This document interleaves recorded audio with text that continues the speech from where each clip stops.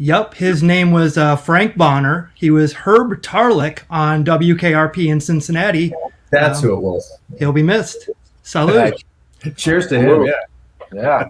Hello and welcome to episode 47 of Carvers and Creators, a weekly demonstration and discussion with pumpkin carvers, sculptors, and multi-talented artists. We please ask that you please consider giving us a like and a follow on the platform that you're watching us on. And please let us know in the comments where you're watching from and if you have any questions for the carvers or our special guest. My name is Michael Mondragon. I'll be running the show, moderating comments, and chiming in from time to time. Let's meet the carvers. First, he is an artist and sculptor from Boston, Massachusetts. He's the 2019 champion of Food Network's Outrageous Pumpkins, Paul Dever. Yes, you. Hey, everybody. Wally. Hey, good to see you.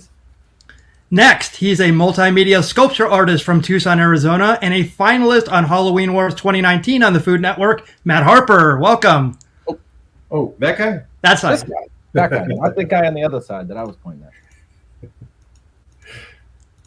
And our guest today is a foam fabricator, creature creator, puppet builder, monster maker, and film industry professional for over 30 years, working on such movies as The Hunger Games, Avatar, and The League of Extraordinary Gentlemen, just to name a few. He is the foam fabber himself, Ted Haines. Welcome. Thank you so much for being here. Hell yeah. Great to be here. Thanks for joining us. Almost Right on. So we are actually backlogged with carvings that we wanted to show. We actually had a pre-recorded episode last week. So let's go back to 2 weeks ago when the subject was a drunk zombie. So Paul, yes. Can you see the reference? This is phenomenal. Yeah, one of my favorite you've ever done, Paul, honestly. Really? Oh, I swear to God. Well, Beautiful. you know how those kabokas just like to sit so flat. Figured flip it up. You know, you can carve them any way you want to. Exactly. Yeah, super amazing. And Yeah, I love Matt, that. there's yours. I love the little details in this one. It's really amazing. Me too. He's, he had a couple of scraps with other zombies, and he's got some issues going right now. But yeah, that was a fun read. Yeah, came out great. Yeah, so we finally got to do our pre-recorded with Yope Bongarts. And so this was a flirty gremlin. The fan favorite flirty gremlin. Paul does not like the subject. Flirty's tough, man, especially when Flirty it's is hard. so close together. Like, damn you, wheel. It's like whatever you don't want it to come up, it wants to come up. But yeah, when you start with flirty robot and then you get flirty gremlin, although Yope did lead us down the path of flirty gremlin. Yes. I think he knew. I think we tipped our hand when we told him we didn't want to do it. We did. Yeah. And then fate decided the rest. Yeah, exactly. Yep. I got to do it like a poker player. Matt took the challenge head on and did awesome with it. So perfect. Those lips and the cheeks. Awesome. Nice. Thank you, Christina. The thing that I was struggling with was if that thing's flirty, I don't want anything to do with it. I don't know. I just it wasn't the prettiest of all flirty things, I guess. You got to keep in the lips. In their world, who cares, right? Yeah. Right. Oh no, yeah, that's a 10. That's a dime in the gremlin world. That's right. So we actually have another member of our crew, Ted, that we'd like to introduce you to, and it is the Hollow Wheel, the center spinner. Paul's going to explain it, but you're actually going to participate. So I'm super excited about that. Do I get the spin?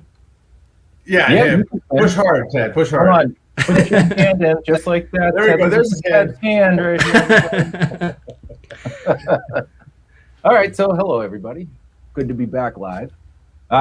This is the good old wheel. We've got our choices on the inside of what we need to carve, and then how they're feeling is located on the outside. We've swapped a couple out, obviously. We've thrown in royal for royalty, some sort of a king or a queen. We're going to kind of keep it open in that aspect. We have goblin. We still have old age, zombie, mammal, punk, whether it be a rocker or just a pain in the ass, who knows. Guest choice, which is a very popular wheel item these days, likes to come up a lot. Elf, primate, and thug. We've gone with the emotions of repulsive, sulking, hysterical, suspicious, irritated, drunk, grizzled, perplexed, mutating, and charismatic. Oh, So, dear Ted, if you would like to do the honors. Hey. God. There you go, Ted. There you go.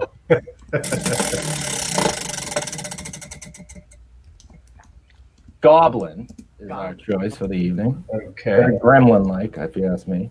Goblin. Come on, Ted, give us a good one. A mutating goblin. Interesting. Oh my God. Hell, Okay. we had to be live, right? We couldn't just do a respin. Oh boy, That was not cheating. a mutating goblin.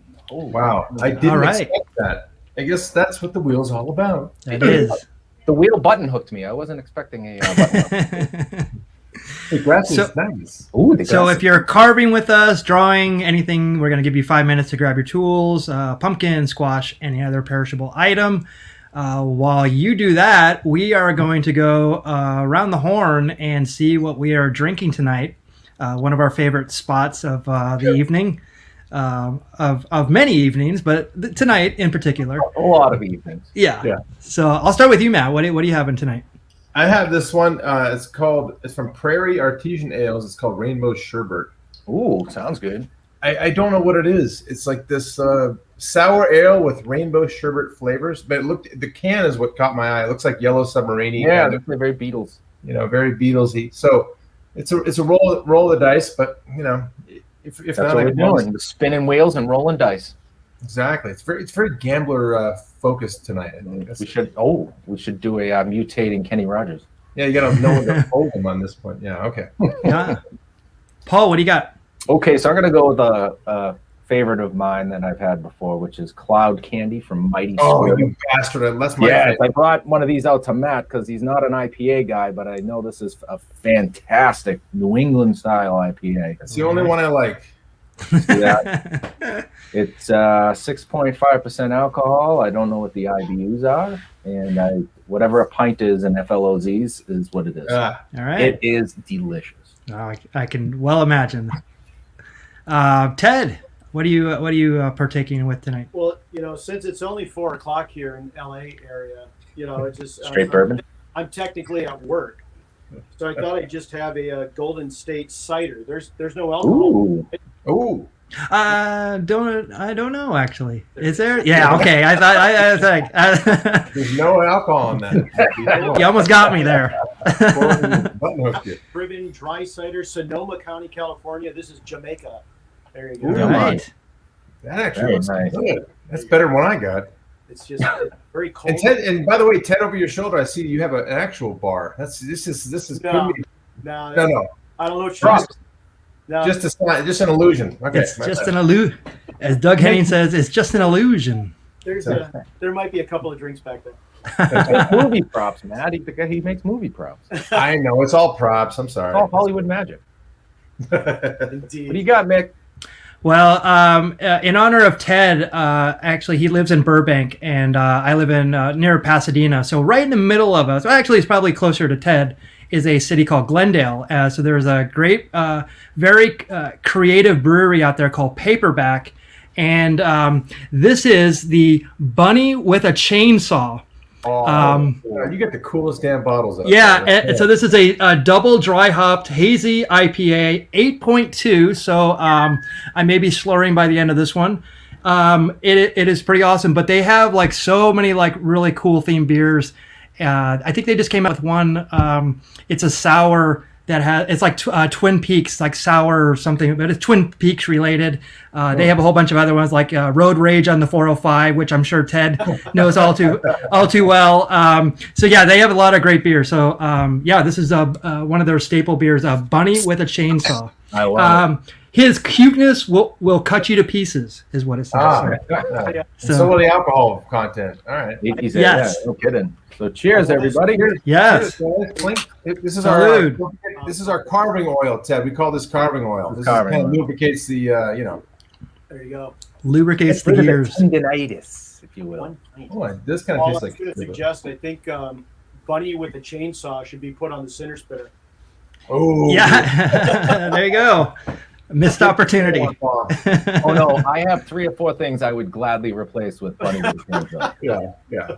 They need, especially what do we have? Mutating goblin. Let's replace that. Goblin. I gotta find the ugliest squash I got. Yeah. Luckily, I think I have an ugly one. Ooh, it looks like it's. Ooh, it's getting warm. They're starting to decay a little faster than normal. They're cooking on the vine out here. So. Yeah, right. Oh, I know you going through another. Is California also going through another heat wave, right? Yeah. We had I think it was 104 degrees in Burbank the other day.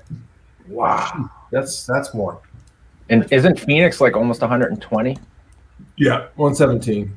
Oh, yeah. Hey, Well, but Paul, don't forget, if you happen to go a little bit further west to Death Valley, it's 125. So you're okay. It's like see, I'm so glad that I got cool weather when I came out there because it was such it was such false advertising. You're like, isn't it beautiful out there? I'm like, yeah, but this is like winter for you guys, and it was still like 85 degrees. Yeah. Oh Yeah, I mean, like in February, like it would get up to like 120. You know, those are the good old days. The good old days. What planet are you talking about? It's beautiful here. It was a nice dry 80 today. Full sun, dry 80. It was perfect. A cool breeze. Not to rub it in, fellas, but oh my God, New England, such great weather. I grew up in Wisconsin, so we had like the humidity, but then during the winter, 20 below zero, 30 below zero, 40. I remember one specific one as a kid, 90 below zero with the wind chill. Oh my! That's art. It doesn't even make sense. How do you even know? You know when Vikings die, instead of their hell is cold. So I think that's what I figured. 90 below zero. That's hell to a Viking. Hopefully, I just got a text from my wife. She said I'm a little hard to hear. So hard to hear. You might. Yeah, you might. It's probably just because you're not speaking into a microphone per se. No. So just raise your voice a little bit. Okay. Yeah, top of your lungs, everything. You act like we're deaf. So you'd be like, I'll talk a little louder. That's exactly. Honey? Perfect. Space Odyssey Rock says, "Oh my God, it's Ted Haines." Yeah. The one there it is. And by the way, Ted, so I am so honored that you decided to come on, and I found out through talking with you yesterday and even today that you're a fan. You've watched a few shows. Absolutely. We're all like, wow, this is even cooler. Not only to have you talk with us, but to know that you've watched a bunch of shows. I'm just ecstatic. No, definitely. Yes. I've seen around 20, but then I'll have to admit I watch them while I work. So some of it, it's just like, good, I'm listening. It's great listening. Oh yeah. Turn over and it's like, and I'm usually got sharp things in my hand and it's like, I'm watching and I'll look over. I've got to put my stuff down, but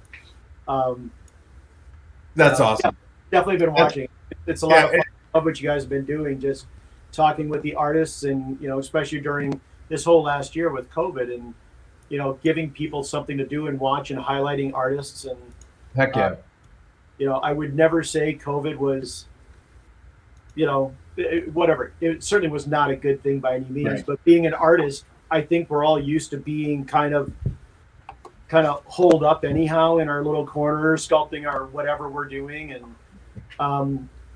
it just, it obviously it was terrible what happened with a lot of people and everything like that. But it was easy for me to just kind of hide up in my shop and work on silly stuff. So yeah, I can't wait to start asking you about what's behind you because I'm just like in awe of what I see behind me. Oh, it's the bar. It's the bar. Well, yeah, we'll start there, Ted. A lot of our viewers love to see the working spaces, but also the tools that you use. So maybe you can take us on a little tour and show us some of the things that you use.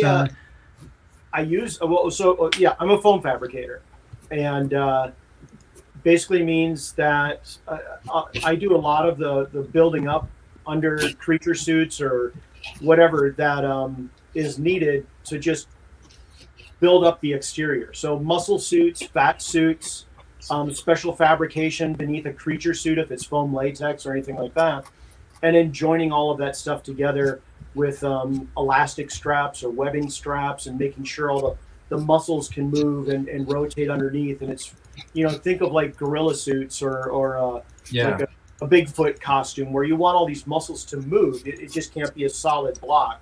Right.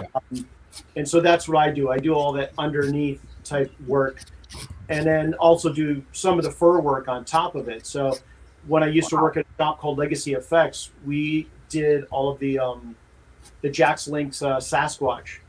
Bigfoot. Oh, messing with Squatch. Messing with Squatch. So I was on the team that built tons of those suits. Sculpting up all the muscles by hand, covering those in spandex, doing the fur suits that go on top of them. Wow. And so that would be my job. And then, of course, everybody else's job downstairs. I say downstairs like you guys know what that means. There was a fabrication loft at Legacy where it was like there was a loft upstairs. And so that was fabrication where all of us guys, one guy and everybody else, all the other ladies that I work, just the generalized, the guys. So, but then downstairs at Legacy were like the sculptors, painters, mold makers, things like that. So it would pass through all those hands as well for the makeups and the gloves and the feet. And then all of that stuff would trickle upstairs where we would do a lot of the fabrication finishing, where it was like clips and snaps and things like that. Wow. Yeah, there's some more fabrication suits. Those were actually done at Stan Winston's studio when I worked there for a tire. It was a tire commercial. I can't remember exactly what brand it was. We did those costumes there. So the model shop had the vacuum forming for all the thighs and shins and plates and things like that. And then the fabrication team, that was me, and several other fabricators, we built the soft undersuits. So not only do I do like muscle suits and things like that, I can do specialty costume fabrication. Wow. So, we'll do the leather work and the fabric work and things like that, and just make sure it works and functions. And, we can easily take the helmets off and the chest plates and let an actor kind of breathe and relax between takes and try to make it as easy on them as possible. That's the way I like to work. Yeah. I'm always building a costume for a performer, and I always want to, number one, make the performer comfortable. The more comfortable they are, the better they can perform, the better they make the costume we're building look. Right. So if they're just standing there like this, that does make us look good. Right. Comfortable for the person to wear, the better we look. So it's so many, and you were talking about the different layers in the specific musculature you have to put in spandex so that it moves. And so I got to know. So when you're a little kid and what made you say, all right, this is somewhere I want to go. This is something I got to do. And how old were you when you said, I'm going to jump in both feet? Okay, I'll tell the really cliche story. Okay. 9 years old, 1977. That movie comes out. Okay. So nobody's ever heard of this. A little film called Star. Little indie picture. Yeah. Word will get around. Okay, yeah. I try to hype it every year, and it's kind of like, come on, people, you got to see this thing. No, I mean, that comes out. I'm a 9-year-old kid, and then I go the next day, and I go the next day, and then I go the next weekend, and I'm begging for quarters and nickels and dimes from my parents to, save up 75 cents and go see it again. Yeah. And, it was right then when I was 9 years old and said, that's what I want to do. And, and I didn't know what I wanted to do, but I just knew I needed to do something that had to do with that world, whether it be a model builder or a special effects person or a creature builder or a costume builder. It was just anything that had to do with filmmaking. So it just went from there. So, of course, I spent my youth making Super 8 films with friends and zombie sci-fi movies and doing my own squibs and pictures and blowing those up. And, that's easy. I grew up in Wisconsin, so it's easy to, kind of blow something up and not get in too much. Wow. It's funny. You said that the effect it had on you, and it reminds me of Terry Hardin when she was on our show. And if you'd happen to seen that one, she talks about being a little kid, and then going and emulating it, seeing it over and over and over and over, and then finally getting some chances to eventually go to do amazing things. So, and she and you worked together at one point. So this is the first time I think we've had two guests that have worked together. This is crazy. I worked very briefly over at, and I mean, I always heard her name peripherally. Yeah. And in the industry all the time where it's like, I'm always hearing about this person, but I go to a shop and they were just there and maybe I'm replacing them because they had to go on to another show or, whatever. But Terry was one of those persons that, she was at K&B for a short bit and, she was there and did this really great, foam sculpture of a giant sloth for, I can't remember what film. I think it was called The Relic. I think it was a Stan Winston. Oh, Relic. Yeah. Okay. I've heard of that. Yeah. They had done The Creature and then K&B got, contacted about doing a prop or whatever. I think it was The Relic. I may or may not be wrong. Okay. But she carved that out of a foam called gold foam. So it's similar to like the floral foam you can buy like at Michael's or whatever. Oh yeah. The green stuff. Yeah. Yeah. Green stuff is terrible. We call that green death. It's because the particles are so light and airy and they just go over and if you want to wear a Tyvek suit and close up the collar and goggles and have on respirators and it's the worst ever. But gold foam's not quite as bad. It's a heavier particle that when you carve it, it just kind of falls. But you do want to be in a spray booth for that. And, it's a fun foam. It's not unlike probably working on a pumpkin. The carbon. It's all subtractive. Yeah. Yeah, it's all subtractive and that's a lot of what I do with the characters behind me too. It's like some of it's build up, some of it's subtractive. Sometimes we do patterns, things like that. Like when I'm sculpting a muscle suit and doing like, the pecs or the deltoids, the biceps, all this stuff, I'm actually sculpting from a solid block of foam. Like, I've got, just for instance, this is probably really hard to see, but this is a foam called Scott foam, which it's a reticulated foam, so it's got all these little spongy holes, and they use it a lot, like in filter media and all this stuff for his filters. Okay. And fish. I think we've got one for our fish. Yeah. That's funny. So it'll be in fish tanks, or it'll be in air conditioner filters and things like that. But this is like a 1-inch rolled up piece, and I get foam at this place called Atlas Foam that's about like 9 miles away from me. And I can just go pick it up, but they'll cut it into any size I need. So I usually, for a muscle suit, I'll get like a 6-inch thick piece of that and just sculpt down forms, the deltoids and whatever, and just again cover that with spandex. Wow. And it's different foams. Like there's upholstery foam, and there's L200, which is a closed cell EVA foam, which a lot of cosplayers use. It's really easy to make nice slices into that stuff and glue it and join it with like barge cement or DAP. And there's a piece here that I'm working on is a body piece. It's just odd. But then I do patterns for all of these pieces and they get glued together with barge cement. And then I can just make this nice hollow piece that a person could wear. Okay. So you said that the cement you use is DAP? There's a material called DAP, and it's a little bit more readily available. I think you can find those at like Michael's and I've seen that one. Kind of like rubber cement, but it's a contact cement. And but I always use barge, and it's a little bit more industrial strength and really will attach two pieces of foam together. And there's all kinds of spray glues. There's like 3M makes a spray glue called 74 spray. Mm-hmm. And I use that for upholstery foam when I'm doing prototypes. And so it's the upholstery foam is a really inexpensive foam for building a prototype that I can just put it together, do a pattern, put it together, and determine if I'm right. It's like, is this kind of the right size? Same thing with that piece I just showed you, the L200, the EVA foam. Mm-hmm. I'll do that really quick out of like a cheaper foam to see if I've got the form right. And once I dial it in and I've got the pattern right, and then I, true up my patterns, make everything really nice, and then I'll move to L200. Or sometimes it's the Scott foam, the reticulated foam, which is really expensive as well. But I always start with the cheaper and work more expensive once I'm closer to the final creature. Wow. So Ted, I got a question. When it comes to, and Mickey showed a picture of some of the spacesuit, for instance. But when it comes to the patterns, are they not unlike like patterns you would make for like you're making an outfit or a dress or something like that? Is it like you're cutting it into pieces?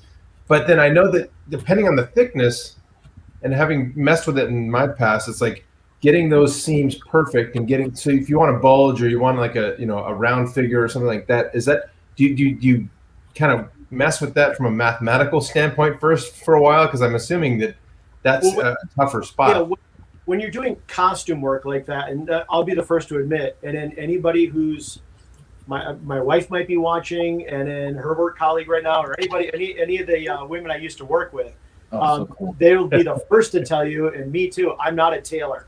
I am not a professional draper that can do like, shirts and pants and jackets and things. I can fake it, but don't look on the inside because the seams are terrible. And when I do something like this, like the Mr. Peanut, which I did at Legacy Effects, that's more my forte. Those are the patterns that are easy. And when I do a pattern like that, I've always said it's a stupid thing and people will laugh at me, but it's my superpower. I can look at a three-dimensional object or even just a drawing of a form, and I can kind of picture already what the pattern is going to be. Wow.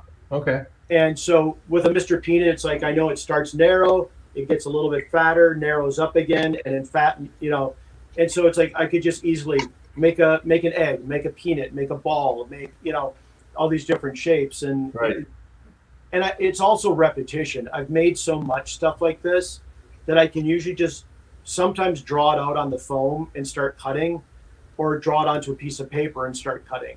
Okay. But yes, when I'm building a costume, like a specialty costume, like those spacesuits, that's something where, we on occasion will buy like a store pattern, like, go to Joann's or, something like that and buy a jumpsuit or something like that. But then we know we have to change it and alter it. So we alter the hell out of it to the point where it's no longer that pattern, but it's a jumping off point. Yeah. Or I know just enough to be dangerous to make an okay pattern for a garment that I can drape it and start to pull. Because I've worked with some really fantastic people that know how to do that the right way. Yeah. And I can just go and look over their shoulder. And that's what we do in this industry. It's like there's nothing shy about it. We're always like, how are you doing that? Mm-hmm. What tool are you using? Because you're doing something different than I've ever done before. And we're constantly trading, techniques. Yeah. Right. How else do you learn? Honestly, you have to learn visually. And that was great about when I first moved out here, jumping from one shop to another. I'd be here for a couple of months and then there for a couple of months, and I'd meet new fabricators and new sculptors. And I was, I didn't creepily look over people. I would walk over and go, "What tools are you using?" Yeah. Yeah. Can I watch you sculpt? And it's like, you don't mind if I bring in a sculpture and show you? And and everybody was really cool and really friendly, and So. But I mean that's the kind of the basis of the show, is we talk about like techniques and tools and saying like, oh wow, I never thought to use this tool for this process. But you get that when you work with other people. You're like, I saw this guy doing this crazy thing, and it's like it was super easy. He was using this tool that you would never use for this. So totally. And that's, just watching everybody else, like watching you guys, and you guys will pick up a tool, or one of your guests will pick up a tool, and it's like, oh, that. And sculptors who sculpt a lot of clay. And I'm sure you guys with the pumpkins and the gourds, you're making your own tools. Right. You've got something sort of working for you, but then it's like, boy, if it were just this much difference, and then you go to Home Depot, you go to Lowe's, and you just like, no, if I had this metal and I could twist it and pull it, it's like, and then all your tools end up customized or handmade because, but then somebody you work with again go, where'd you get that? Oh, you want me to make you one? Or here's how I made it. And that's. Yeah, Paul and I are tool. I don't know. We're so in awe of some of the tools people use, and then we're like, "What is that?" And next thing you know, we're hunting it, and like, we got to find it. We got to get it, and then we use it, and we're like, "Holy shit! How did I not use this the whole time?" Yeah. Right. I've also had the pleasure of going, that's not for me. Yeah, I'm not gonna have it. Like I've done good enough with the other one. Yeah. I think the raking of tools has been the biggest thing. Yeah, that's a big a plus. Yeah. when I you're love carving a soft material like this, just having the teeth in one side so you can't dig in. You know what I mean? Yeah. You know how it is, especially with razor knives and whatnot. Yeah. One wrong angle, I mean, that's what and I've got a couple and you just in front of me. drawn on a path. This is what I'm mostly always using is a like box cutter razor knife. Oh yeah, you got to keep sharp and absolutely. The cutoff blades, and I buy these by the hundreds, all the blades, and so I use a lot of this, and then a lot of X-Acto. Yeah. And then these guys, and they're expensive, but they work great. Are called Persona. Just dumped them on the table, but Persona blades. Oh, like a long razor blade? Yeah, it's a hair shaper blade. They're used for cutting, but that is just crazy sharp. Oh my gosh! And I got a piece of foam here, but I mean, so this is the Oh wow! Okay. So I'll use these to whittle and fine tune, foam. So this is like really easy to just kind of look at that. That looks it's like butter. It's like crazy how sharp that is. So I'll use that up and then I'll toss that aside. And then I got to grab another one. And I go through these, and I've had a couple of people online saying, why do you throw so many away? You could sharpen those. And it's like, you could sharpen them, but you can't bring back that original sharpness. Right. Yeah. Not to mention, I mean, there's a lot of cosplayers that they spend a year building a costume, whereas I'm used to film schedules. I have to build a costume. Yeah, you don't have that time. Sometimes less than that. It's like, nope, this has got to be on set on Tuesday. And you're told this it's supposed to be on set last Tuesday. Yeah, that's always fine. The case, and it's like we've got to do stuff now.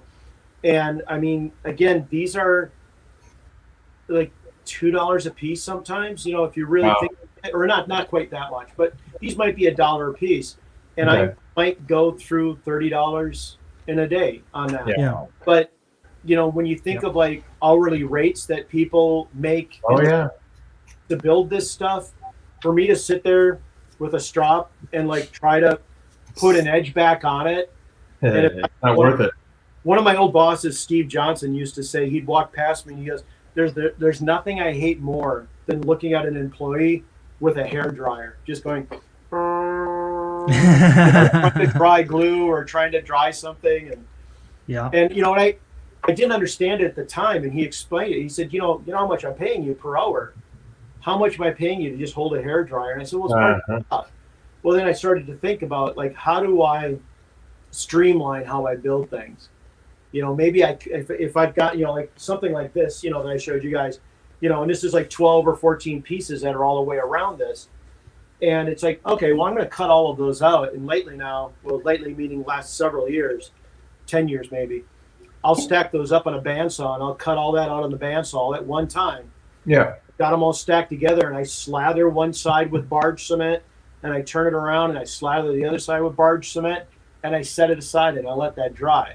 And then I grab something else and I start sawing and bandsawing that out, and then that's dry, and I bring it over here, and so it's like that production line mentality, right? And it was honestly a comment that Steve made that it was like, yeah, I guess that is kind of if you're paying me to stand there with a hairdryer. Yeah. When you be doing 3 other things. Yeah, I could manage my time a little bit better. Sometimes you do just have to stand there with a hairdryer. It's just part of it's just part of what you're doing.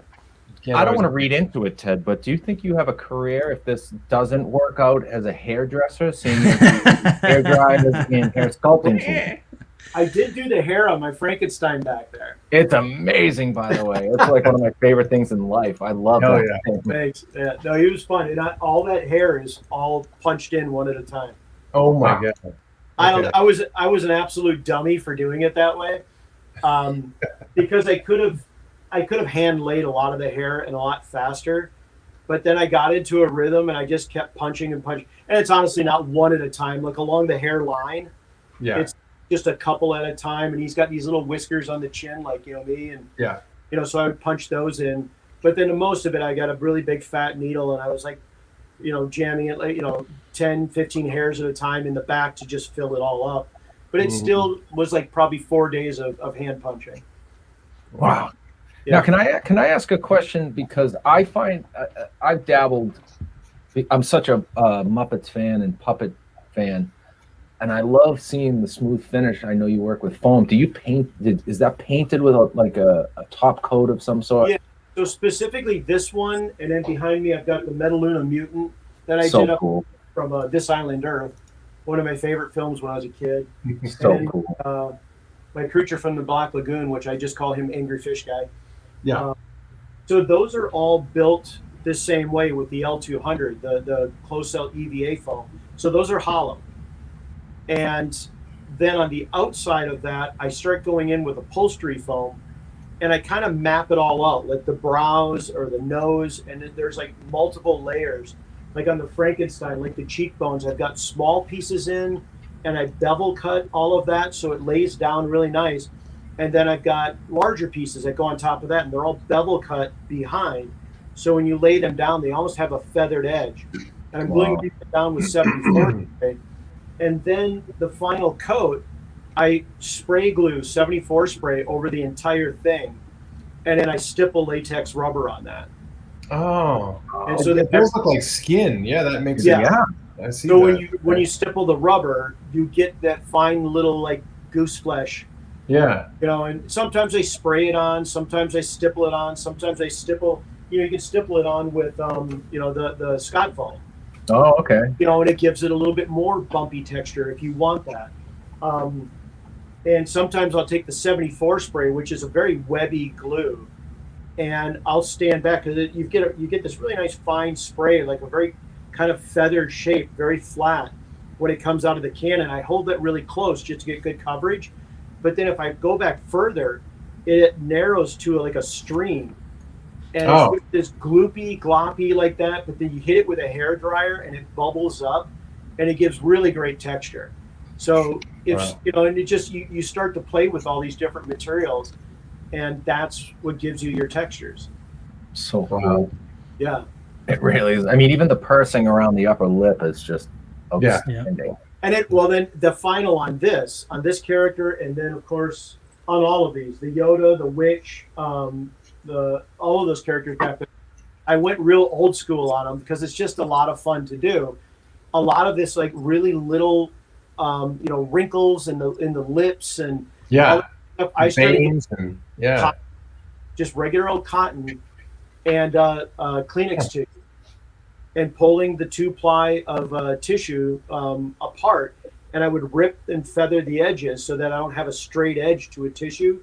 Yeah. And I would lay that in. I would stipple down some latex rubber, lay a piece on there, and I would start to pull it and kind of stretch it and get some neat wrinkles going on. Folds, yeah. All these little fine wrinkles, that's tissue paper. Wow. Okay. Yeah, and then I would stipple more latex on top of that. And then to feather off some of that, I would take some of the cotton. I would pull the cotton. And I buy like the cotton ropes that you can get like at upholstery stores. Yeah, right, yeah. Pull all that apart, not cotton balls. But I mean, that's what I used to do as a kid. Is I would do makeups with latex rubber and cotton balls, and build up the cheekbones, build up the brows, all that kind of stuff. And but that's that's what you do when you're a kid. You're trying to test makeups out. Yeah. That's how you do it. So. But so are you a Halloween fan? I know you're from a horror movie perspective. It is. Halloween's terrible. How could I possibly have fun at Halloween? Yeah. It is.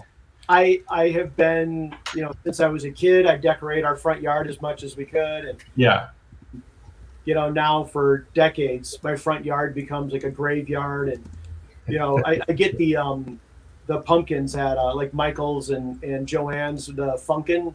Yeah. Pumpkins, yep. Because in California in this heat, you buy a pumpkin in like late September, early October, and it's rotten 2 days later. Yeah, I've done it before where it's just it's like that, and you carve it, and it's like it's gone. Right. So I'll decorate the whole front yard. There's gravestones, and my wife has gotten into it. My daughter's always been into it. Making props for her, and last year, even with COVID, I don't think we were supposed to be doing trick or treating in Burbank, but we individual gift like candy bags for everybody. And then I had I've had stickers made of my Metaluna Mutant and my Frankenstein, and so I put stickers in every little bag. Oh, Stapled them shut, and I had them all up on a table, and I had all these guys out front, and so the kids just come up and take a bag. But I was out there in a monkey suit, really bad, like just the store-bought gorilla suits, and I made every kid say trick or treat before they took a bag. So I'm not going to give up Halloween. No. And I contend that this one's going to be very special. I mean, there's a lot of pent up Halloween magic that needs to come out in 2021, with everybody kind of finally getting back to normal. It should be a really fun one. Now, are you guys big decorators? I mean, do you guys do your yards and? Yeah, I do. You know what? We're big campers too. So throughout the year, we'll do those. The campgrounds have Halloween in September or whatever. And I'm like, guys, we can't bring the bikes. We basically can almost not bring the camper. I have so many gravestones and skeletons. And I got lighting effects and fog machines and. Yeah, exactly. You got to have it all, man. You know what? You know my favorite day is? More than Halloween, I love the day after Halloween to go to Spirit Halloween. Yeah. Everything is like 60 to 70% off. Yeah. And then you're looking forward to the next year to go, oh, yeah, that's right. I spent way too much money at the end of last year. I forgot I had this. Yeah. At Michael's, where I get, the Funkin' Pumpkins or whatever, the carvable pumpkins, the week or so leading up to Halloween, all those pumpkins go 50, 60% off. And I go and grab like 4 or 5 more. I've got up in my attic, I think we've got 30 or 40 pumpkins. That's the best. Oh, which reminds me, I was going to carve with you guys. Oh yeah. Yeah, let's see what you got. What do you got, Ted? Ted, you got some progress. You're 45 minutes late. I've got a gourd, and I've never carved pumpkins like you guys do. And so I've got this pumpkin I've been holding on to for a while. Nice. Oh, right on. I'm going to carve a pumpkin. Oh my God! I can't wait to see. I'm so excited to see the process. Gourd or perishable, and considering upholstery foam, it is technically perishable. It will rot away. If you take a lighter to it, it's I'm drinking most of my foam right here. I think you're almost out. Oh my God. One of my favorite carving tools the 8-point on a block of foam like this is just this great thing right here, this Norman Bates special. Wow, that is awesome. Yeah. So when you start something, is that like the typical process? You write because you're doing subtractive sculpture right now. So you're kind of carving the first dimension. You're going to see, and then you're kind of and you've written that in kind of in pen. I see. And then it's a matter of roughing it out, just like anything else, right? When I start with something like this, is like I said, this is just upholstery foam. Okay. I'll draw on it with a Sharpie, but I usually like to design something and figure out what I'm doing. Yeah. And I'll start that way. Typically, what I do, because I've got a nice bandsaw with a really high a throat on it. Yeah. Put it under the bandsaw, and I'll do this version, and I'll do another profile. And so I'll run this through the bandsaw and easily cut this off and then put that back on. So I've got a flat edge, and then I'll do it the other direction and cut it. So all 4 directions, I can kind of get that way, because I'll start with this, and I don't have to sit here and, do so much of this, but I've also so many times that it goes relatively quick. Yeah. So, you've done it before. Man, I wish we had a bandsaw sometimes. I know. This is what I'm used to doing. It's just way home. Now this is the way I did the Yoda behind me. And you let me know if this is too loud. I mean, when I'm hacking at this, it sounds like I'm sanding like too much. It's ASMR, baby. No, that gets us ratings. Dude, we got an OnlyFans page with this. Yes. But the Yoda was carved out of a solid block of foam like this. And then there was a TV show I worked on recently called Let's Be Real. Okay. Where we did a a bunch of puppet heads for his Robert Smigel Oh my God. political show. I love that. And Yeah. so that was the Cuomo. So that started very similar to these, where I'm carving out of a solid block of foam just to get the shape, the roughed out shape Yeah. done, and then I would work with like 1/8 inch, 1/4 inch, 1/2 inch pieces of foam and make a pattern for all of those, so I could get the nasal folds in and the forehead wrinkles. The noses were all sculpted out of it. This would be an off-cut piece, so I would go in here with some scissors and start snipping out the nose, and that would get glued on separately. The lips are all these fine little pieces that are all separate, and then those again were glued on with the 74 spray. But then we had a really neat technique.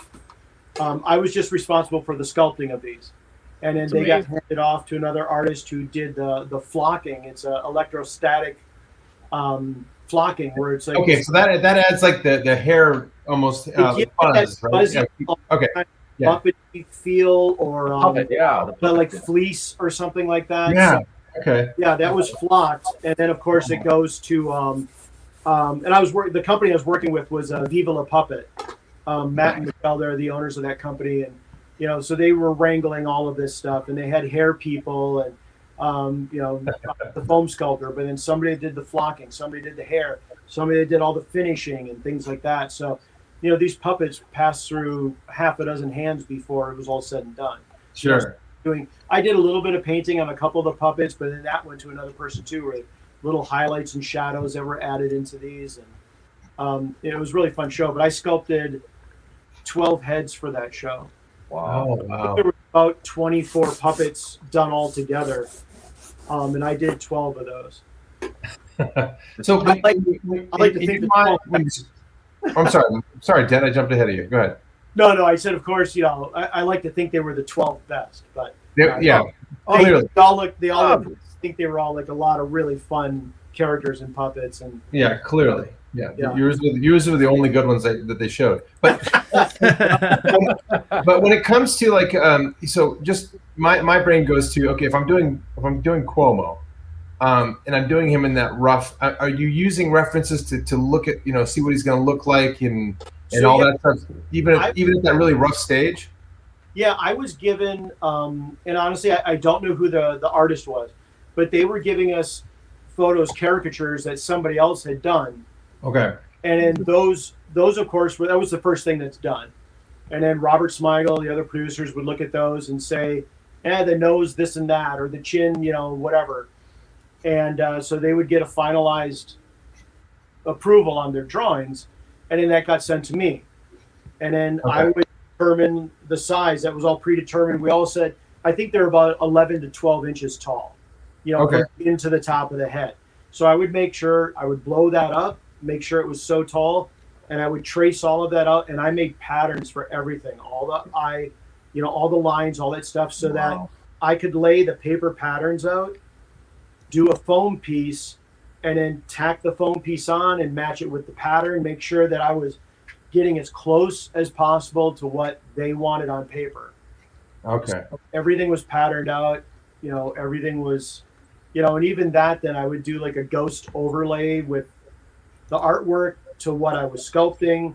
That got sent to the producer. The producer would say, the mouth doesn't seem a little bit, let's do a little, because then, you translate something from 2-dimension to 3-dimension, it's a little different. It's building a comic book character costume. It's like, these days when they do like Christopher Nolan's Batman, you can't make it the guy in the blue-gray tights like Adam West. Right.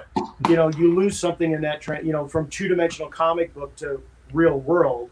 Right. You just can't skip. So it's the same thing when you're translating a flat caricature image to 3 dimensions, it changes, because all of a sudden you start rotating that and moving. Right. Yeah, And it changes a like, little. notice in profile, he seems like he should, but then I would go through, like specifically with Cuomo, I went online and I pulled up a ton of real pictures of him, as many profile, 3/4, straight on, his ears. It's like, okay, well, it's always about exploiting when you're doing a caricature. Sure. Yeah. Exploiting, like, if the guy's got a big nose or a wide mouth or huge teeth, and it's like, let's exploit that just a tiny bit more. And I would try to work a little bit of that into it. Yeah, I had a quick question on that, because showing these characters, there was actually a show. It was a British show in the 80s called Spitting Image. Yep. Most people our age would probably know it from the Genesis Land of Confusion music video. Yeah. Super influential. So I was going to ask you, Ted, I mean, those were more exaggerated characters because they exaggerated the features. Was this show that you were doing, they wanted to be more accurate and not be like that?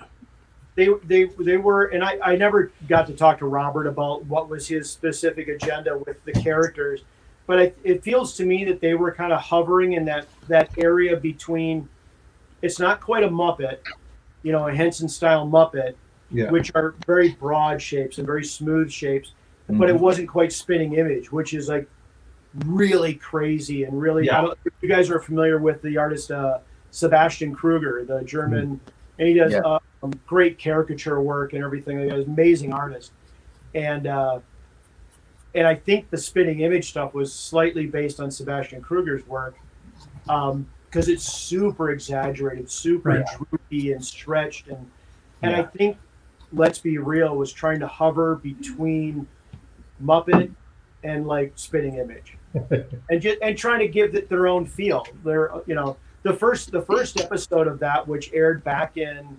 September or October of last year before the election. They got out this special episode before the election, and I did 3 puppets for that, but the bulk of those puppets were done by another company in New York.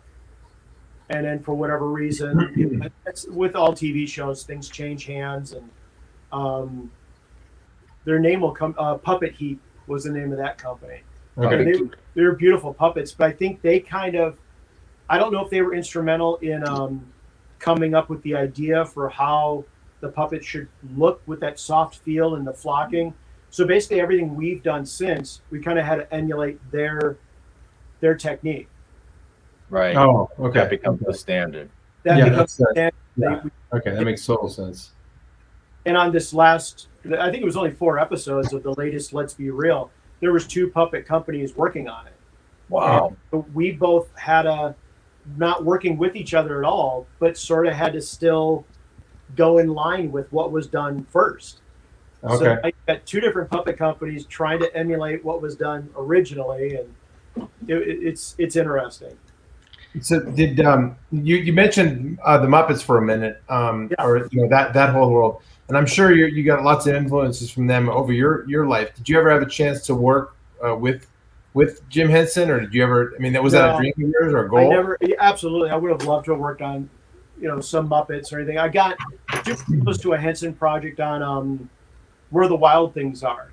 Oh my God. Oh my God. By the way, those characters, I watched that movie like 3 or 4 times. I love that movie. I loved the book when I was a kid, but just the way that they had the scale of those characters, that had to be a wonderful show to work on. Well, the thing that was, it was great to be there, and I was like way on the peripheral of that build. So I didn't get in at Henson. I sort of had the opportunity to, but again, I was working at another job, and I couldn't really leave that job. And then I was working at a shop, and they had sort of done a prototype of a fat suit for one of the Wild Things, which was air filled. Okay. And it had this really great kind of like bouncy jelly movement. Yeah. Because it was air filled, and it was built this very special way, horribly toxic material that we use. Sure. And so I sculpted all these muscle shapes, and that was done in prototype. And then they wanted one of those suits for one of the main characters. I think it's for the Carol character. Okay. And so I built this thing, and it had special valves on it. It could be inflated and be worn. So they would have to swap out the muscle suit that they were building at Henson for this air-filled jelly rubber suit that I built, and it worked good. It looked really good on camera. I did a camera test with it, just with myself jumping around, and the belly was flopping. They loved it. They paid for it. From what I heard, I had a good friend that was on set with it down in Australia, I believe, where they shot that. Apparently, the big fat suit that I built, the air-filled thing, never came out of the case. They never used it. Oh, man. Are you kidding me? Oh. It happens all the time. I don't know how many times I've worked on a film where you work tirelessly to build a prop or a gag or a special effect for the film, and then they scrap it. That's showbiz, kid. I can a couple of films I just don't want to because they're actually a little bit too high profile, and I don't know if I'd get in trouble. Come on, we need ratings. Let's have this dirt. It's for a film directed by a guy whose name rhymes with Believe in Billberg. So that's so if you can decode that, throw it in the chat. That character rhymes with Blaz. You can guess all you want. Yes. Well, wow. I mean, you were talking about your some of the early stuff in your career. Tell us about working for Stan Winston. Yeah, that was so cool. One of those things. There's these pinnacles in the business, and I tried like crazy to work at Rick Baker's and never got a chance. And I tried like crazy to work at Stan's and finally got a foot in the door. Okay. There's always that one little project or something. And there was a friend of mine that was working there. She knew it's like, they need a foam fabricator. They need muscle suits, that type of thing. And it's like, I think Ted's available. Give Ted a call. And and this is when Stan Studio was really getting into doing commercial work. And I'd say easily 90% of the work I did at Stan's, and then after Stan passed away, leading into Legacy Effects, 90% of the stuff I worked on were commercials. Okay. So when we did like an Iron Man, I would work on Iron Man for like 2 weeks, and he'd go, Ted, we got a commercial for Geico. Come over here. And it's like, oh, man. And, or we'd be working on some whatever film. And it's like, Ted, come over here. We got a commercial for whatever. And it's like, okay, but it's all the same. And we're building crazy stuff. Sometimes the commercials were a little bit more fun to work on only because it provided a new challenge almost every other week. Oh, sure. Features are like, and I didn't work on any of the 3 Jurassics 1, 2, or 3. I got to work on Jurassic 4 at Legacy. Okay.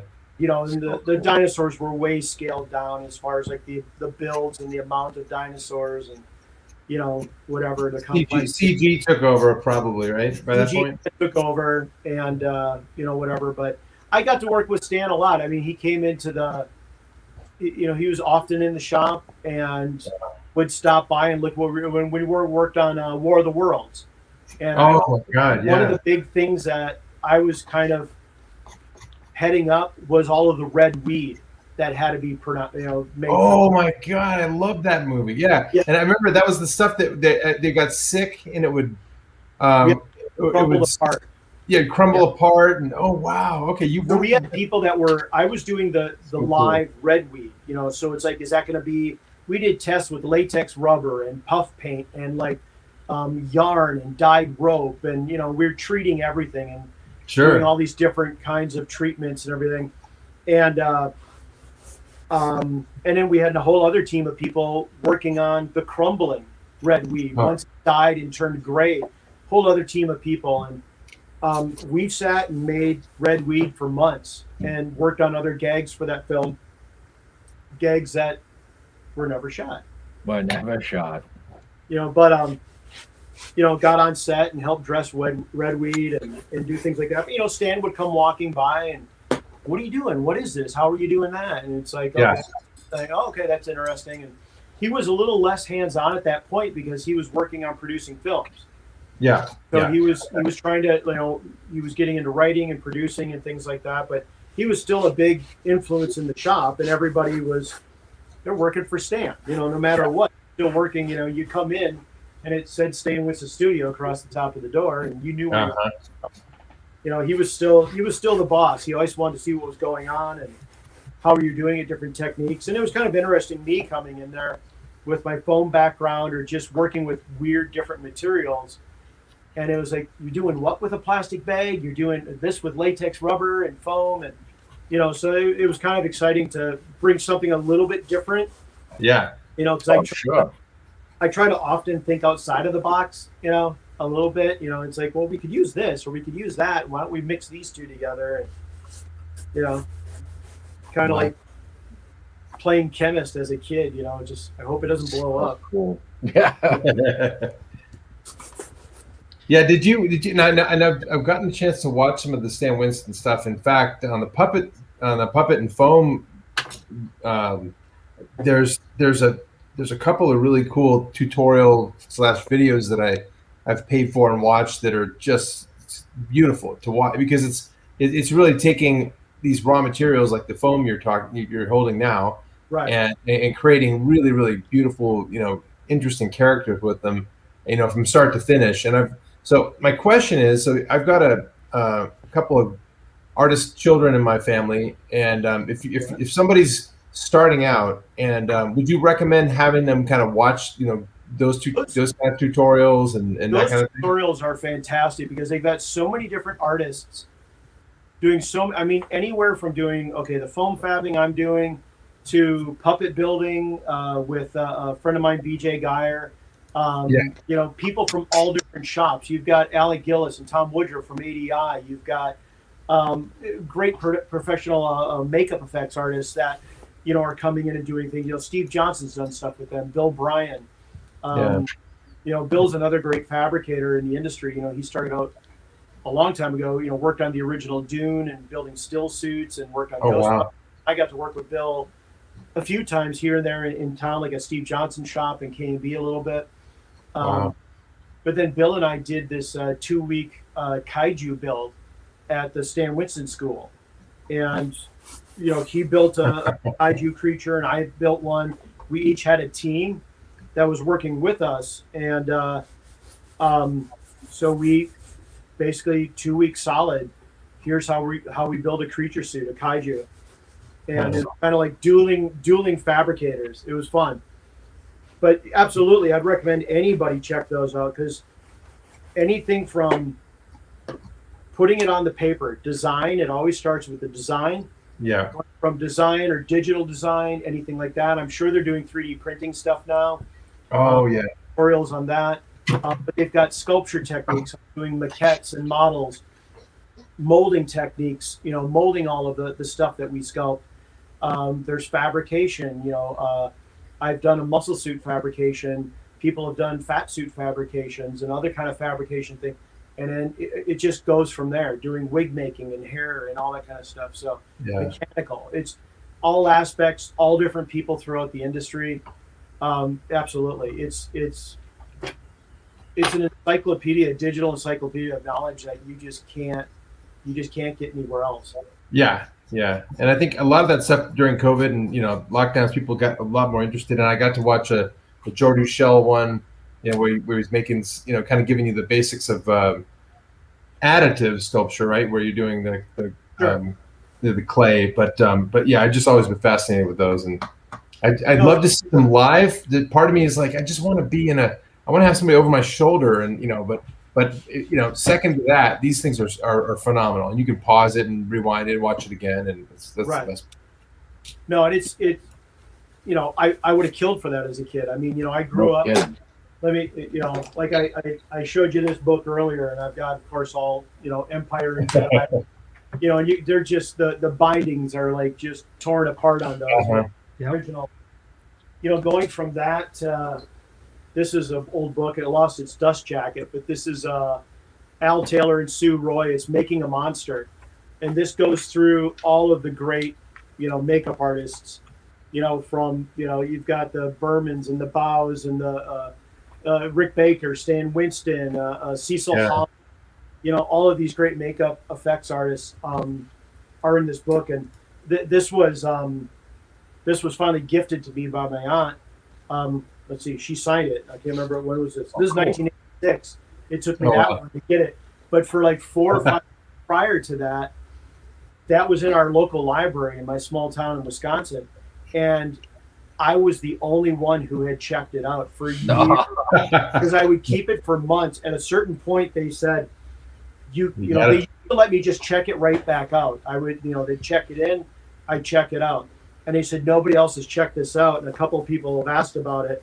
So we've got to have it in circulation. And I would no one else could get it. Nobody could get it. I would go back every day to see if somebody else had returned it. Oh my God, that is there's no Amazon back then, so it's like I couldn't search for that book.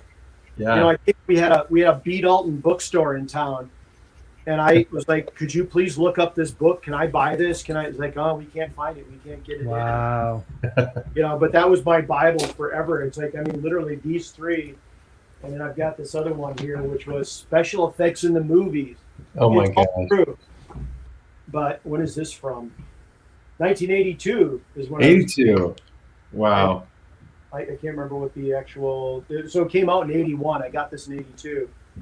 But then this is mostly like miniature effects and blowing up and special effects, that kind of stuff. Yeah. And anything I could get my hand on, like Fangorias or Starlogs. I remember Fangoria was huge for me. I love those things.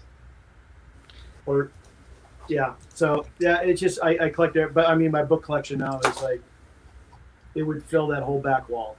I've got some here, I've got some in another room. Hey, it's Yoda. Yeah, well this is where all this passion that you had. This is what comes out of that, and especially at a very young age as well. I mean, I think we were all super influenced by Star Wars in one way or another, but the cool thing about this is, I mean, this is impressive. This is the finished result. But the thing I really wanted to highlight here, and we may not have enough time to go into all this. This is probably the earliest that we've ever asked someone to come back, because I have a whole deck on this. But if you look at kind of the beginning techniques of how these kind of come to fruition, we have so much more questions than answers, I'm sure, at this point. But it's really fascinating to see the technique, and you're really super open about sharing your techniques and your processes and stuff like that. So thank you for that, by the way. But it's great to see on screen. It's like this, like, wow, this is, we're all used to the end result, but like just to see this is impressive as well. No, and it's that Yoda, of course, was like a passion project because honestly, I've been waiting at least 35, probably 40 years to build him.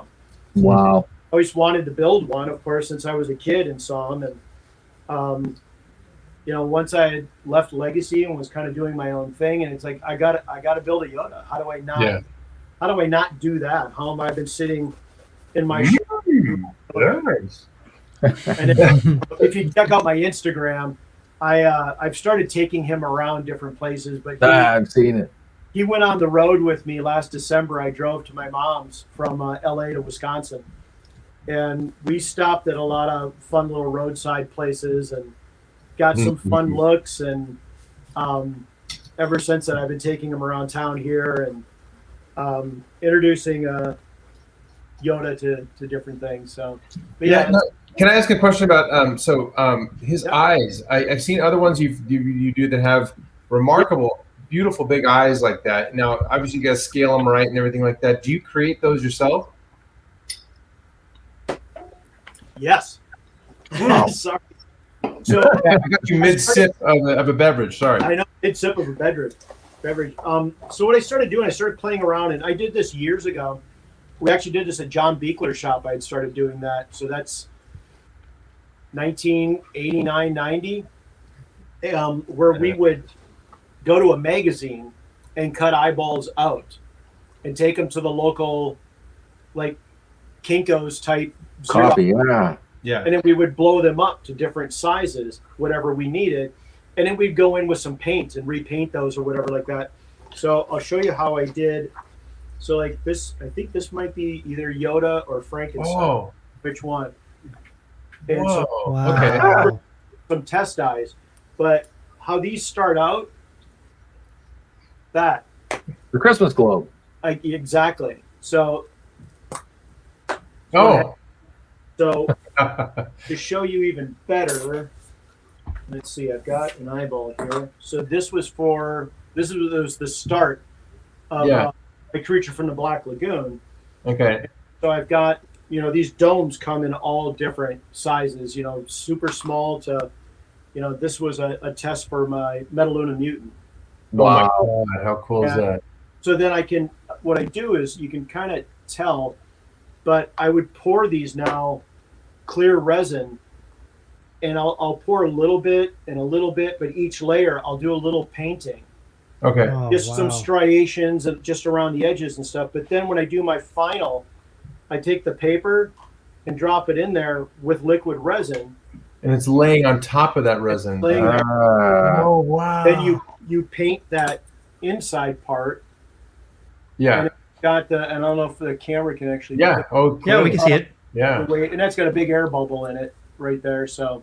That we can see. No, just kidding. But then you get the depth. Oh yeah. Then it looks like an eye from the side. It's like the cornea and the retina. Yeah. So, and up close, it really changes. I mean, like That's incredible. a lot of fun with different painting and things like that. And this was I tried a different technique of doing one eyeball like this, painting on this surface, and then taking it and dropping it into another one. All resin, and I just cut that off at the top there. Incredible. Wow. Okay. So, I mean, there's a lot of other great artists. I worked with two of them that actually are probably two of the best eye makers. But the first one I met, and clearly he's like the top notch, was Rob Hinderstein. And Rob was doing eyes at K&B when I met him, but he had done the eyes and teeth and claws on the original Jurassic Park. Nice. Oh wow. Okay.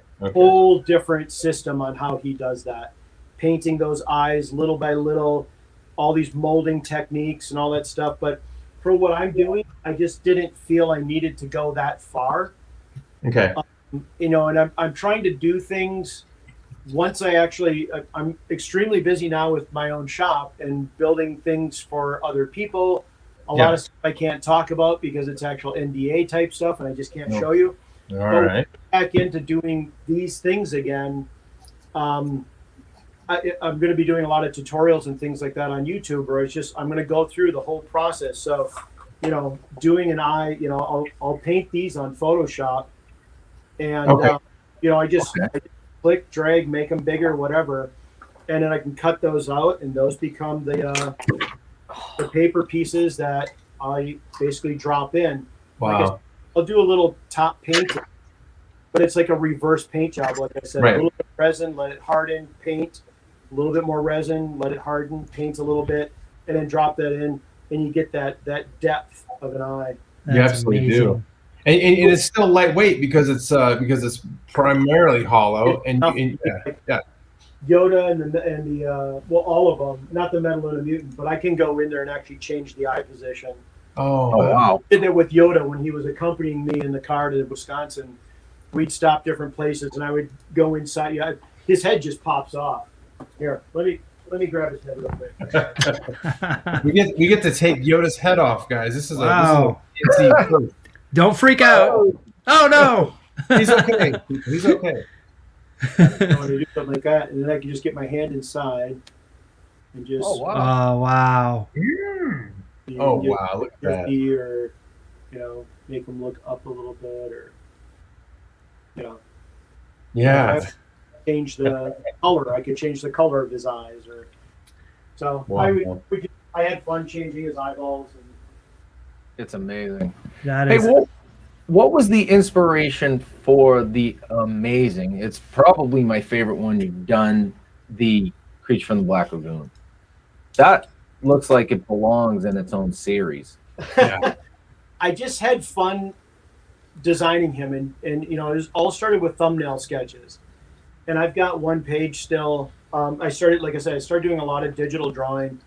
on the iPad using just like Procreate and Sketchbook Pro. Yeah. For the fun of it, I just went, I'm going to do all the famous monsters. So I did a mummy, I did a Frankenstein, and they're all, some were like super scary, super mean, some were really cartoony. And Yeah. and I started with this guy's face, and I was like, that's weird. I wonder what his body looks like. And I started making just this fat little cartoony body, and just kind of took it from there. And then, of course, it was like, well, now I've got to build them. So it's like, it just goes from, I mean, like the Frankenstein and the Metaluna Mutant, those were supposed to be masks that were about, like so tall, like maybe like 15, 18 inches tall that you could pop on your head. Yeah. And then once I started in doing it, and I went a little bit big, my wife lately has been teasing me and calling me Phineas or P.T. Barnuming it. And I'll go a little bit too big. And, my ideas just start to, hey, but what if I did this? And I got the Frankenstein done, and I had said, it'd be really fun is to build his full body. And I usually get one of these, like, from my wife, like, where's that going to go in the house? Where are you gonna Well, keep he could just stand there in the corner, couldn't he? So, yeah. So I see two different kinds of foam here. Is that what is one on top of the other? So the one on the left, which is the upholstery foam, that's my prototype. Oh, okay. So I was going in and, I printed out the full size of the blue, the sketch there. And I was just trying to get the proportions right. And of course, like his body's a little bit too peanutty looking. Okay. He didn't kind of have that pot belly I wanted, or that lean, it was like too lean in the ribs. Okay. The arms were pretty close. The leg, I only made one arm and one leg because I'm just going to mirror the pattern. Sure. So why waste the materials? Right. And so that's the prototype. And then I committed it to the L200, the EVA foam. And he's got a PVC armature because once you start laying on all the foam, because all of his scales, all the different shingled scale pieces, I did specific drawn patterns for all of those, stacked them up. I had a wooden pattern, like a jig, stacked all that up on the bandsaw, and then cut all of those out. Oh, wow. Yeah. Okay, that's a lot more elaborate than I thought. Yeah, I had everything pinned on there, and everything on the backside is numbered, and I knew exactly how that was going to go. So after I took it all off, it was all numbered. I stacked it up a certain way, and then I just worked in reverse. Worked from the bottom up because all those pieces shingle on top of each other. Wow. So that's insane. How cool is that? Wow. So when you look at it, the final piece, you don't think of this, but this is so, and I, just my eye goes to those little tiny elbows, right? He's got that giant forearm and bigger arm, shoulders, but then comes to that, beautiful little pinch there. So each one of those you had to accommodate for in shape and size, and then you had to wrap it around so it fit. It's just, you do have a superpower there, Ted. It is a superpower. It's fun. I mean, obviously it's like I wouldn't be doing it if it's not fun, but it's just like thinking of all of that in advance. It's like, how am I gonna, like the hands were sculpted, or the fingers were sculpted from block foam. I started my pumpkin here, so that's all sculpted from block foam and whittled down, and then I can go in there with air tools like sanders, and sand this solid foam down, and get that to a really smooth, nice finish. And like the little piece that's on the bottom on the left there, that's his butt. So he's got this little cute duck. That was sculpted solid. The eyebrows are sculpted solid and just placed on there. But then all the other layered pieces, the eye bags and the lips, and it's just a matter of subtle layering to build up all these pieces, like appliances almost. And then the scale texture in it, I went in with a wood burning tool, and then I just burned in all the little scales on all of the different shingle pieces.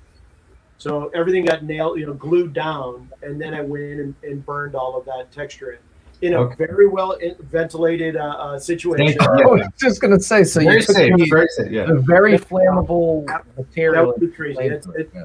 horribly toxic, but I was still in my shop. I'm, right where I'm sitting there, and doors were all open, fans were going, all that kind of stuff. And so, yeah, but yeah, then the spray glue goes on, the rubber goes onto it. I'm still not done with them. Those are just test eyes that are in him right now. And I still have to paint his gills. There's a lot of highlight and shadow left to do for him.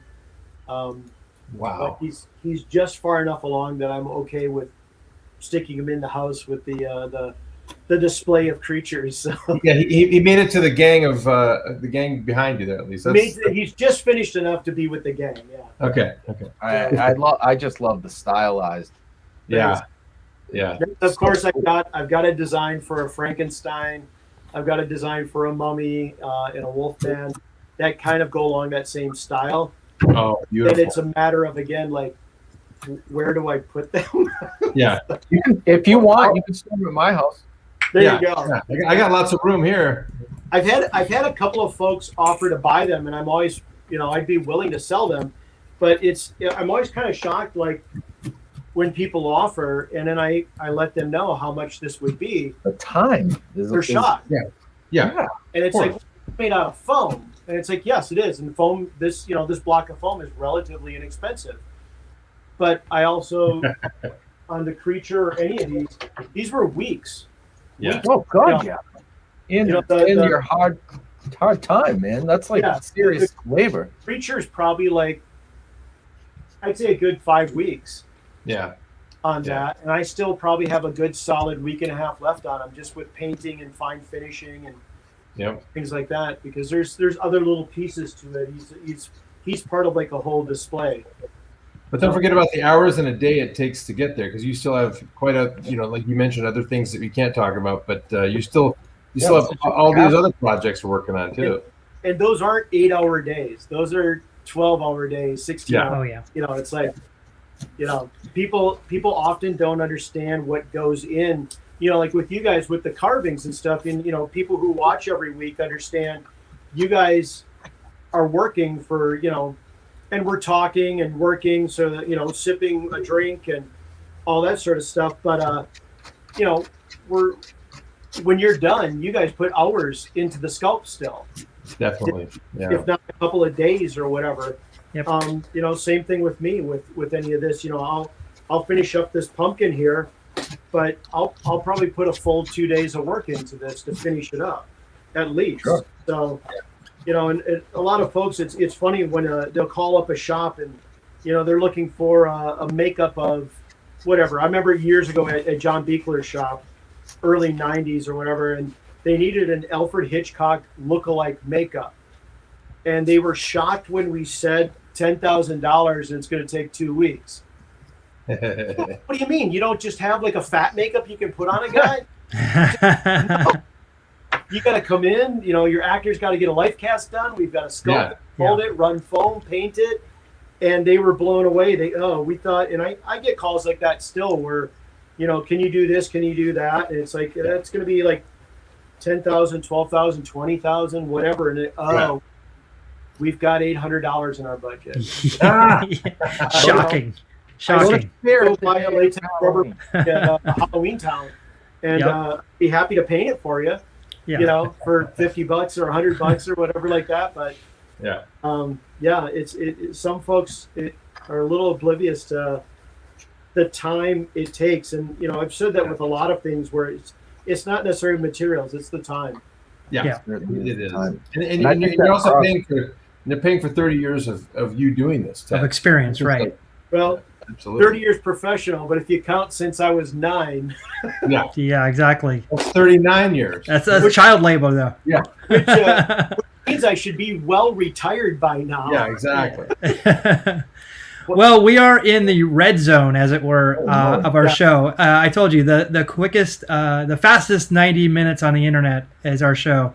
But I definitely wanted to go around the horn and see what Paul and Matt are doing. So this is the part where I look who's cringing. No one's cringing, so that's good news. So I'll start with Matt. Ah, you bastard. Okay. All right, so this is my so mutating goblin. I wrote it down so I don't forget. But yeah, so right now, as you know, any of these, any episode that Ted has watched, this is a rough phase. But right now, here's our butternut, and I went with the upside down this time. I usually kind of go this way for whatever reason lately, but I went upside down because I wanted to give this guy kind of a wide, dopey skull. And then he's going to have, I figure I'll do ears eventually because he's a goblin and they have ears. But right now I'm trying to figure out what to do. Thank God this whole part is solid. So I'm going to do something with his teeth. But yeah, that's kind of my rough start of a mutating goblin. Right on. Thank you, Wheel. One of the last pumpkins you carved, you turned on its side, didn't you? That was Paul. Yeah. Paul did that. Paul. Okay, yeah, you had it laying down or something like that. It was phenomenal. Yeah. That's what I like, is like twisting it and turning it, doing something different with the shape than what, Yeah, it's whatever lends itself to flip the switch, right? When you turn it and then you go, all right, I can do something there, and that ain't. Yeah. Sometimes it comes, sometimes it doesn't. Well, I had to do the nose on. I'll clean. Hello. Yeah, I'll clean that up. Everybody knows. Well, not everybody knows, but you take the leftover jelly and you can kind of hide your seams after the fact. Yeah. But so you don't really worry about that much. Just worry about getting the structure in place and roughed out. So is that an add-on nose from a different squash? Nope, from the back. Neat. Yeah. Yep. So like Matra, just so when I started, it was like that. Oh boy, I really butchered this one, huh? All the way around. So yeah, I agree with Matt. I think goblins have a big head and pointy nose and big ears, and that's what I think of. So, and I also thought of that big schnozola. So Right. Yeah, I'm gonna rough him out. Got to figure out how he's mutating though. Yeah, that's a goblin, and usually something mutates into a goblin. So yeah. I guess it can in or out of mutation. Either way. So. Yeah. Right. I'll figure it out. I know, Ted, that you didn't have much time to work, but where are you at? Oh. Jesus. All right. He's got the rough shape already. I've got the shape. There's, and I don't like symmetrical pumpkins, and even whenever I've picked out like one at a real pumpkin patch, I look for the weirdest, weirdest.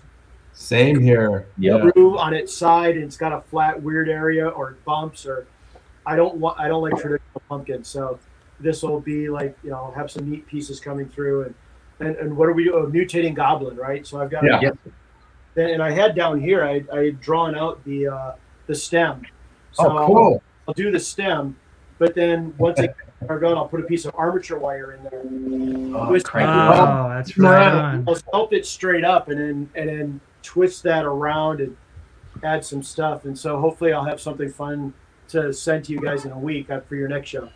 Yes, absolutely. So awesome that Ted took the challenge. Yeah, I love it. I love it. And if you would like to see more from Ted, go to his Instagram, Foam Faber. Is there anywhere else that we can see your work, or do you sell anything? Yeah, well, you can go on Foam Faber on Instagram, and I've got a link tree thing to my Etsy, and I've got some. I think I'm sold out of like T-shirts that I had done of like the Metaluna Mutant and Frankenstein and Angry Fish Guy, but I'm hoping to get some more shirts up there soonish.